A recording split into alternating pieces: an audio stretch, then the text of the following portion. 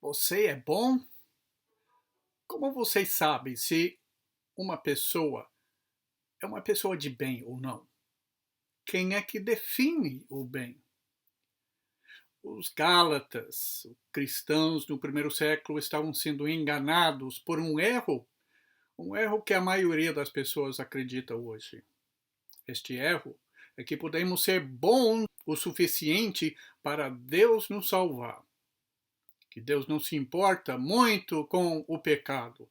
Se apenas fazemos bastante coisa boa nesta vida, mais do que coisas ruins, Ele vai gostar, Ele vai nos salvar. Ele é Deus de bondade, Deus de amor, Deus de toda graça. Então, Deus vai nos aceitar no céu. Os Gálatas estavam sendo perseguidos. Pessoas estavam correndo atrás deles. Os judaizantes, cristãos, judeus que tinham se convertido a Cristo, mas que acreditavam que tinham que importar, tinham que manter o sistema antigo da lei mosaica para ser salvo, como condição da salvação. O Paulo não vai aceitar nada disso. De fato, é uma contradição, é uma negação da cruz de Cristo. Em Gálatas 4, versículos 17 a 20, Paulo vai escrever para os Gálatas. E ele vai dizer o seguinte para eles a respeito dessas pessoas e essa mudança da parte dos Gálatas. Vamos ler agora. Ele fala assim: os que fazem tanto esforço para agradá-los não agem bem, mas querem isolá-los a fim de que vocês também mostrem zelo por eles. É bom sempre ser zeloso pelo bem, e não apenas quando estou presente. Meus filhos, termo de carinho aqui, meus filhos, novamente estou sofrendo dores de parto por sua causa, até que Cristo seja formado em vocês. Eu gostaria de estar com vocês agora e mudar o meu tom de voz, pois estou perplexo quanto a vocês. Nestes quatro versículos, vamos reparar 4 pontos principais, um ponto cada versículo e cada ponto resumido por uma palavra-chave. Primeiro, a palavra manipulação do versículo 17. A manipulação procura criar uma dependência da pessoa e não uma dependência de Deus, como deveria. Algumas das pessoas mais agradáveis superficialmente são as mais perigosas, porque têm motivos ocultos. Aquele que primeiro agrada pode ser, não necessariamente, mas pode ser, mais tarde, aquele que oprime e abusa. E como saber se alguém é manipulador? Aqui, Paulo menciona um fato. Eles queriam separar os Gálatas de Paulo. Em vez de unir, eles procuram dividir e isolar. Isolar para que eles deem toda a atenção neles e não em Paulo. E com isso, eles iam cancelar o evangelho para poder colocar as suas ideias. A mesma coisa acontece hoje. Religiosos e figuras carismáticas querem dominar e manipular pessoas para se tornarem ricos, famosos, poderosos. Precisamos ficar de olho, porque existe sim manipulação. Versículo 17. Número 2, o termo zelo. É o nosso ponto principal aqui, no versículo 18. Paulo diz que eles têm zelo por vocês, para que vocês tenham zelo por eles, mas esse zelo não é bom. O bom é sempre ter zelo, ser zeloso pelo bem, e não somente na minha ausência. O que é zelo? É entusiasmo. É uma dedicação intensa. É um ânimo que não mede esforços. O zelo é bom se ele é guiado corretamente. E para ser guiado corretamente, ele precisa de conhecimento, informação. E vamos tirar isso aonde? Você já sabe. Dentro da Bíblia. Em Romanos 10, versículo 2, Paulo disse, falando a respeito do povo de Israel que rejeitou Jesus: posso testemunhar que eles têm zelo por Deus, mas o seu zelo não se baseia no conhecimento. Parece que Paulo estava pensando aqui em Provérbios, capítulo 19, versículo 2. O escritor lá de Provérbios disse: não é bom ter zelo sem conhecimento, nem ser precipitado e perder o caminho. Paulo estava pensando nesse versículo com certeza.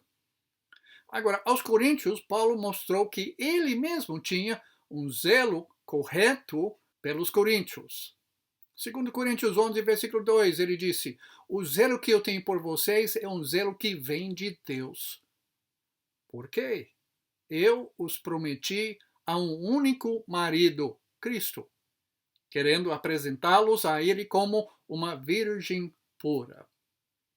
Precisamos de zelo. Em Romanos 12, Paulo disse: nunca lhes falte o zelo. Mas o zelo tem que ser guiado, tem que ser canalizado de uma forma correta pelo conhecimento que nós conseguimos dentro da palavra de Deus. Número 3, no versículo 19. Paulo fala do alvo dele, em contraste com o alvo dos judaizantes. Ele diz: eu estou sofrendo dores de parto por sua causa, até que Cristo seja formado em vocês. O alvo é para que Cristo seja formado nas pessoas, para que ele esteja presente, sua presença transformadora. Nós já lemos em 2 Coríntios 11, versículo 2, quando Paulo expressou o alvo com uma outra figura, de apresentar os coríntios como uma virgem pura ao único marido que é Cristo. Quer dizer, qualquer que seja a figura, o alvo é Cristo. Quer dizer, reproduzir em nós a sua vida, a sua paz, a sua alegria, a sua salvação. Podemos saber se alguém tem segundas intenções, se alguém é manipulador, se a presença daquela pessoa, se a sua influência não nos aproxima de Cristo, de acordo com o ensinamento do próprio Senhor.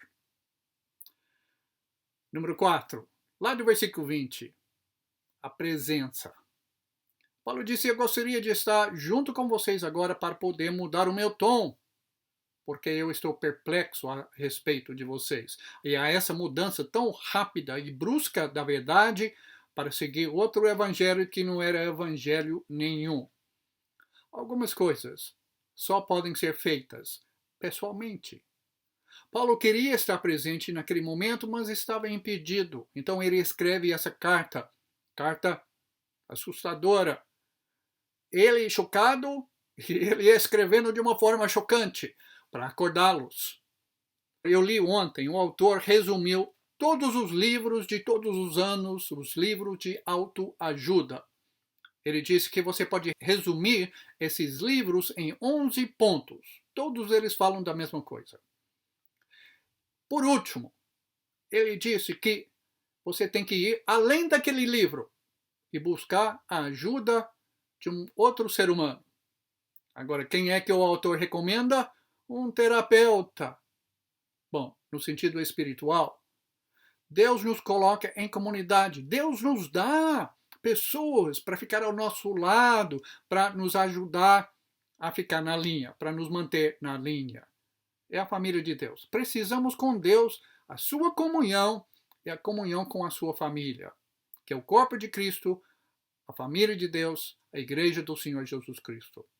Então, quando temos problemas, precisamos não fugir, que é a tendência humana, esconder o meu erro, esconder das pessoas as minhas dificuldades, mas sim, precisamos correr para estarmos juntos com os irmãos.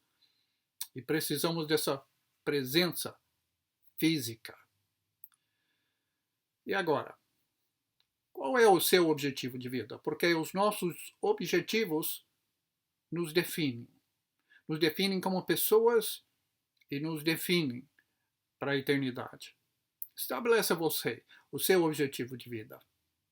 ter Deus presente na sua vida por meio de Jesus Cristo e o seu ensinamento, a sua informação, o seu conhecimento e ajudar as outras pessoas a fazer o mesmo.